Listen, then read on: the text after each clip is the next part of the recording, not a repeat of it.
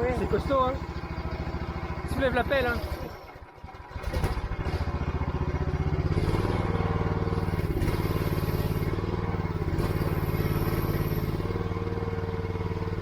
Voilà, puis tu décales un peu.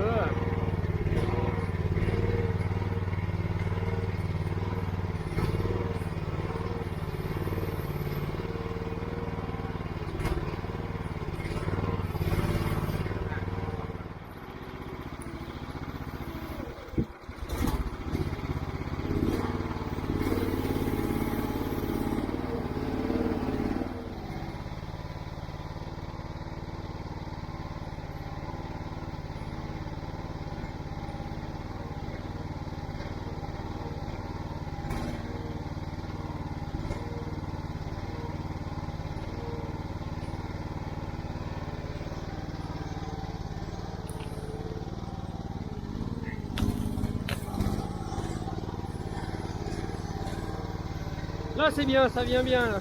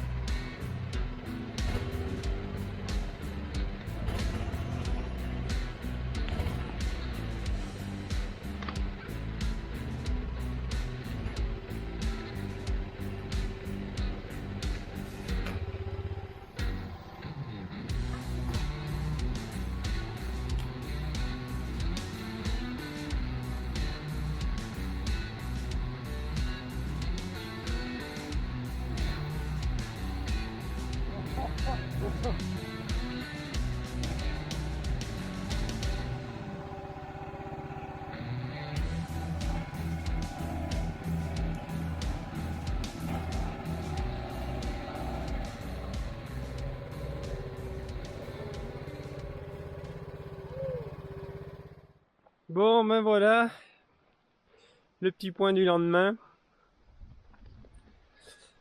Bon, et ben ça a bien avancé hier, on a fait 20 mètres de plus. Bon, c'était un peu plus facile, il y avait un peu moins de végétaux. Bon là, c'est le chantier total. Donc il va falloir évacuer un petit peu les bambous, trier les cannes là. Donc on a quand même pas mal de bois à broyer.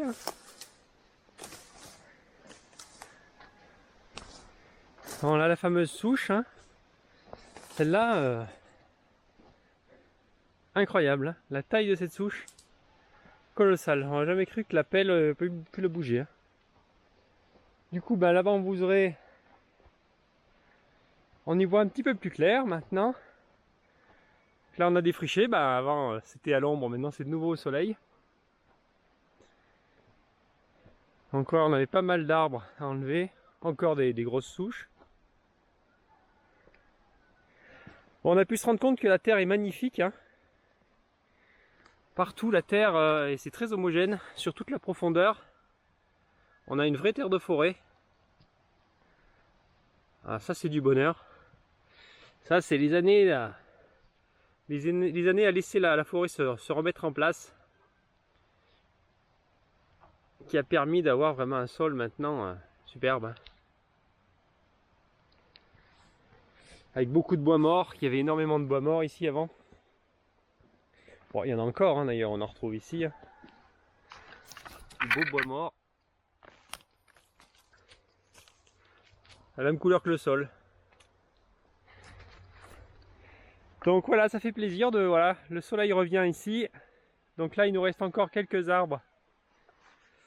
Quelques arbres à évacuer, là, à sortir pour pouvoir passer la barrière anti-rhizome. Parce que donc je le rappelle, le but du jeu ici c'est de faire un chemin, mais c'est surtout de passer la barrière anti-rhizome pour délimiter la bambouserie.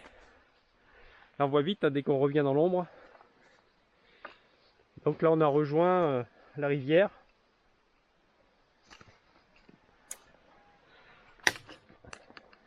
Là ici on a retrouvé les castillonniers inversa, les bambous qui se développaient pas trop. Et voilà, donc là on a rejoint la zone. Donc il faut qu'on tire par ici pour rejoindre les bambous, les Nigra et Nonis qui sont là. Avec cette zone qui donc voilà maintenant est très ombragée. Il va falloir rééclaircir. Avec l'érable en trogne ici qui commence à souffrir et à mourir à l'ombre. Et les Nonis nigra voilà, qui se reproduit bien là ici, commence à partir, mais on va lui donner un petit peu plus de luminosité, éclaircir.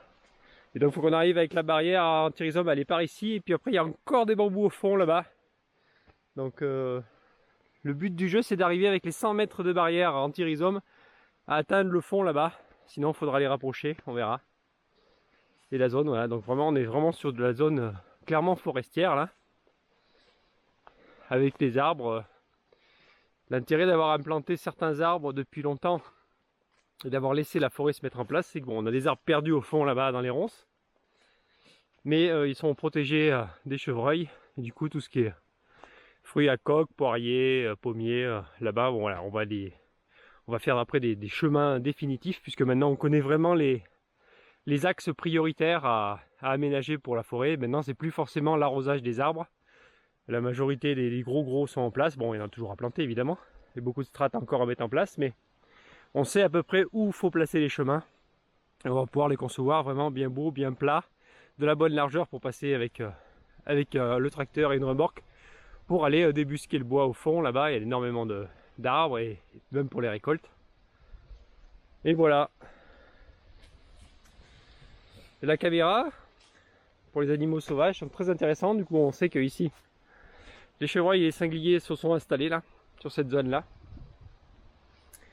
Ils aiment beaucoup, avec le héron qui aime bien s'installer là. Bon, et bien allez, on va se remettre au boulot, il fait un peu froid. Mais bon, il faut qu'on avance.